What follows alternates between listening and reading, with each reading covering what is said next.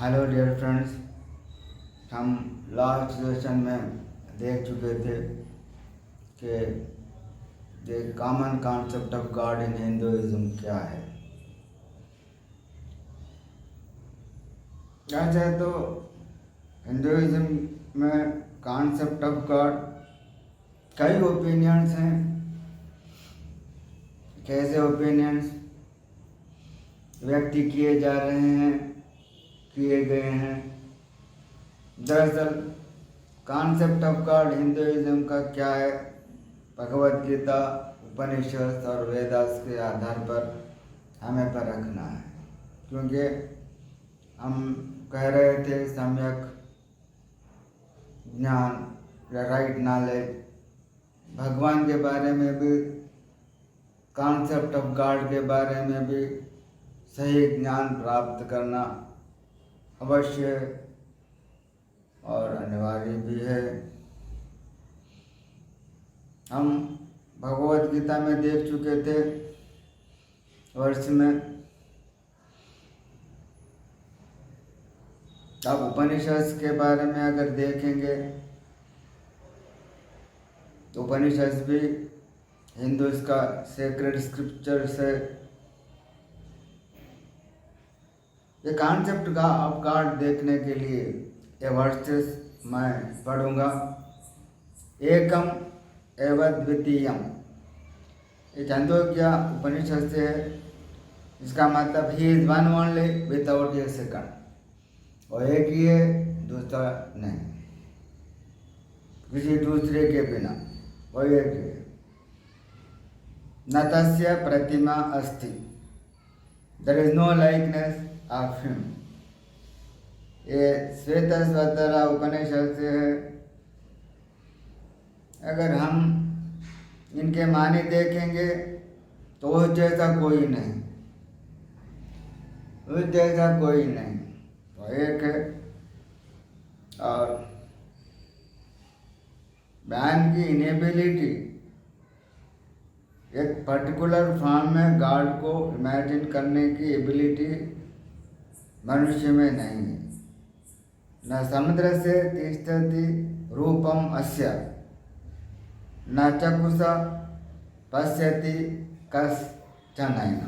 His form is not to be seen, no one sees him with the eye। ये भी श्वेतस्वतरा उपनिषद से लिया गया है वर्ष। फॉर्म दिखाई नहीं देता है नहीं, और no one sees him with the eye, वहाँ से कोई भगवान को देख भी नहीं सकता।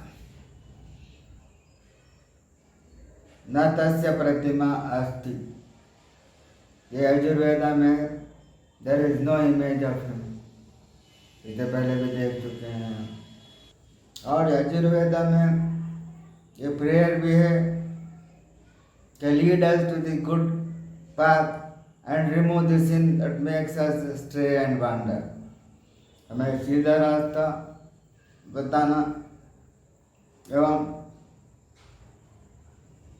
दूसरे भटकने, इधर उधर घूमने के रास्ते से, वो सिन से हमें बचाना। हिंदूज और नॉन हिंदूज को समझने का मेजर मिस्टेक कहाँ पर है?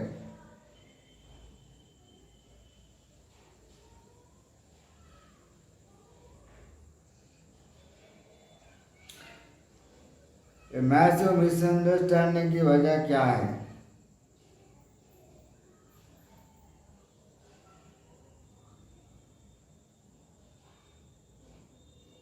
मैसिव मिसअंडरस्टैंडिंग की वजह क्या है? यहाँ पर हम देखेंगे किसी और पर्सन का ओपिनियन है।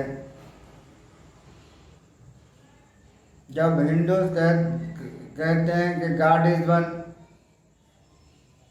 उसका मतलब यह है कि हर कोई एक ही गॉड को फॉलो कर रहा है।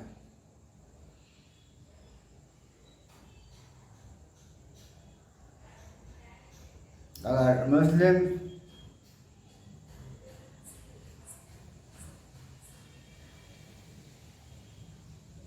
There is only one god. यहाँ पर डिफरेंस क्या है? गॉड इज वन और there is only one God.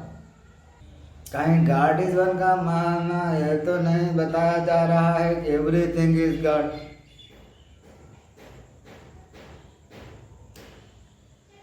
और there is only one God कहने में यूनिवर्स का चलाने वाला एक ही गॉड है, ओनली वन गॉड। जैसे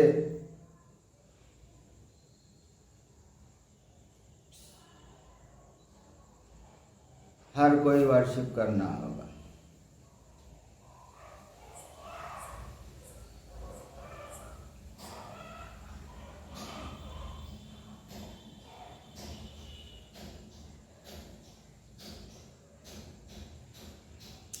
ये one God concept core concept है अद्वैता फिलॉसफी का। उसमें भी गॉड एक, there is only one God माना जाता है, there is only one God. और वह गॉड स्वयं में है और भीतर बाहर हर कहीं वही God. And even after being single he she is in everyone and everywhere। ये Advaita philosophy, God is all and even after being single he she is in everyone and everywhere।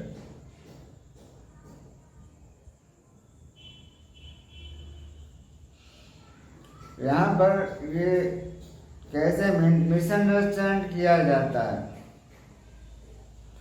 मनुष्य भगवान को हर कहीं पाना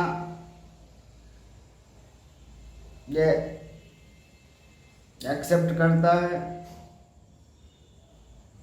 किंतु वही गॉड के नाम पे दूसरे मनुष्य पर संघर्ष करता है, घर्षण, जुल्म करता है, घृणा करता है। कुछ क्वेश्चंस भी पूछे जाते हैं। This is the exact problem we are facing today in Hinduism. Vedas are totally different from Hinduism since Hindus alienated Vedas long back। Hindus are tutored that they are given 33 crore gods and they can worship according to their choice। This is contrary to the truth contained in Vedas। हर हिंदू यही समझता है कि अपने मन की चाहत के प्रकार किसी की भी पूजा कर सकता है। यह तो कंट्रेरी, विरुद्ध है truth content in Vedas. Vedas में जो वास्तविकता है, ट्रुथ है, सत्य है, उसके खिलाफ है। अर्ली वैदिक स्क्रिप्चर्स से गॉड इज ओनली वन। वैदिक स्क्रिप्चर्स में ये कहा गया है कि God is only one. God himself cannot come down to guide, to teach people how to live, how to pray one God। So he sent down his messages like Shiva, maybe Adam। Whenever you worship any gods or God, use the touchstone as indicated in Quranic verse of Suratul Ikhlas। If it satisfies the following conditions, that is, he is one and only, he begot no one, neither was he begotten, and there is none like unto him, न तस्य प्रतिमा अस्ति। एकम ब्रह्म द्वितीया नास्ते no नास्ते किंचन। हम यहाँ पर compare करके देखेंगे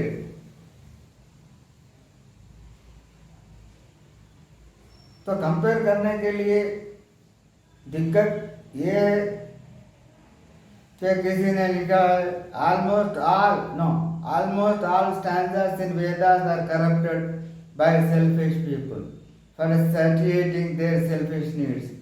Vedas say God is there, but there is no shape and form, and there is also no gender. Just we have to pray Him, and we don't require mediators between us and the God. ये वेदास का सारांश है, किंतु ये आज standards selfish people के द्वारा बदल चुके हैं अपना स्वार्थ पूरा करने के लिए। वेदास में बताया गया है कि गॉड का शेप नहीं है और फॉर्म नहीं है, रूप नहीं है, जेंडर नहीं है, लिंग नहीं है। हमें उस गॉड की प्रार्थना करना है और गॉड को पहचानने के लिए मीडिएटर्स की जरूरत नहीं। गॉड तक पहुंचने के लिए हमें मीडिएटर्स की जरूरत नहीं। हाँ, डिवाइन नॉलेज को समझाने के लिए मैसेंजर्स भेजे गए थे। नॉलेज देने के लिए। और किसी का लिखना है Hinduism can't be barely confined to one book और स्कूल ऑफ बिलीफ। एक स्कूल ऑफ बिलीफ और एक बुक के द्वारा हम हिंदुइज्म को समझ नहीं पाएंगे। Hinduism is not the religion of a single book. यहाँ पर बताया जा रहा है कि हिंदुइज्म एक पुस्तक पर नहीं निर्भर है। Instead it is similar like a library where you have multiple ideas to connect with the divine power which is infinite.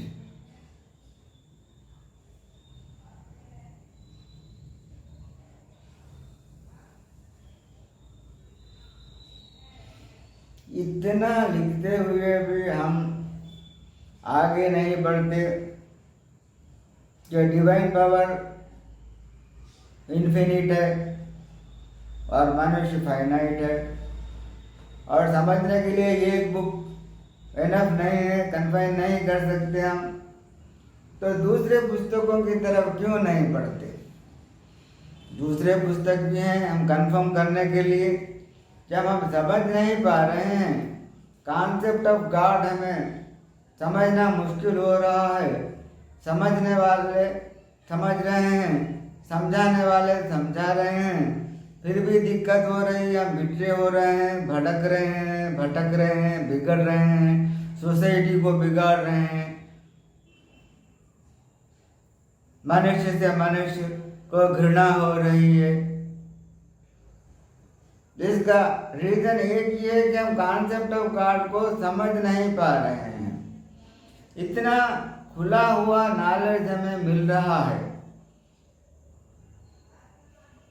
जो एसेंस हम यहाँ पर पा सक रहे हैं, फिर भी हम मानने को तैयार नहीं है कि कॉन्सेप्ट ऑफ गॉड क्या है। हिंदू भी बेहतर जानते हैं क्या हो रहा है, क्या कर रहे हैं, क्या करना चाहिए, और इस्लाम में क्या है, क्रिश्चियनिटी में क्या है, हिंदुइज्म में क्या है। ये हर मनुष्य का रिलीजन है। ये डिवाइन स्क्रिप्चर्स जो प्रॉफिट्स के द्वारा हम तक पहुंच चुके हैं, उनका सारांश क्या है? तो कहते हैं कि लाइब्रेरी होना चाहिए हमें पढ़ने के लिए। लाइब्रेरी में तो किताबें हैं ही, समझना है। हाँ, भाषाएं अलग हो सकती हैं, किंतु गॉड अलग नहीं हो सकता। गॉड एक ही है। जिसके लिए हमें परखना है, हमें कंपेयर करना है, हमें देखना है। यह सिलसिला जो पहले से आते रहा संपूर्ण होने तक, उन डिवाइन स्क्रिप्चर्स को हमें पढ़ना आवश्यक है, सही समझना।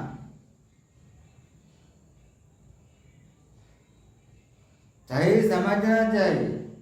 हम अच्छे दिल से, स्वच्छ दिल से जानने के लिए, समझने के लिए, वैषम्यता के लिए नहीं होता और विषमता के लिए नहीं होगा। केवल पहचानने के लिए, समझने के लिए, नॉलेज एक्वायर करने के लिए, हम अपना ज्ञान, अपना कॉन्सेप्ट गॉड के बारे में बनाए रखने के लिए। मैं तो ये कहते आ रहा हूं कि रिलीजियस स्क्रिप्चर्स सब पढ़नी चाहिए। अगर किताबें नहीं पढ़ेंगे हम तो पढ़ना जानने वाला, पढ़ना ना जानने वाला तो एक ही होंगे।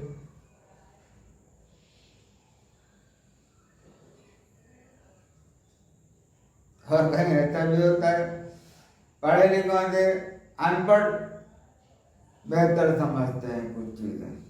मैं ये भी एक एग्जाम्पल दिया था आप लोगों को, तो आप लोग शेयर कीजिए, आप लोग सोचिए। जो चीजें हम यहाँ वहाँ के सुन रहे हैं, ले रहे हैं, उनमें वास्तविकता कितनी है, हमें क्या सोचना है, हमें क्या समझना है, हमारा कॉमन सेंस क्या कह रहा है, हमारे रिलीजियस स्क्रिप्चर्स क्या बता रहे हैं। अगर हम पहचानेंगे कॉन्सेप्ट ऑफ गॉड को, अपना मत सुधारेंगे, अपना रिलीजन समझेंगे और उस प्रकार बिना संकोच हम अगर प्रैक्टिस करेंगे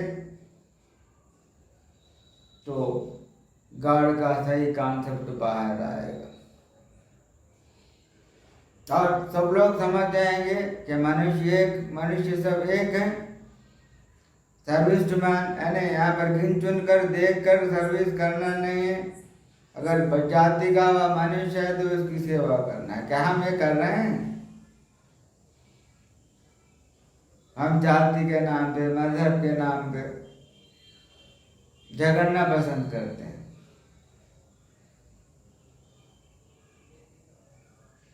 अपने लिमिट्स क्या है हमें ये भी सोचना चाहिए। अपने ड्यूटीज क्या है ये हमें समझना है। फ्रेंड्स, मेरी ये तड़प ये है कि मैं आप लोगों को हिंट्स देते आ रहा हूँ कि हम कहीं गलत तो नहीं जा रहे हैं।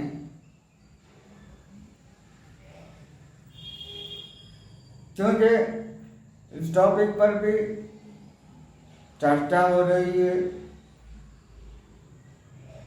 अवलोकन हो रही है, समझाया जा रहा है।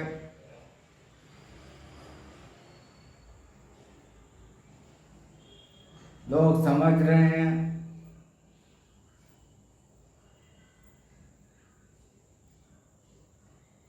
इसीलिए हम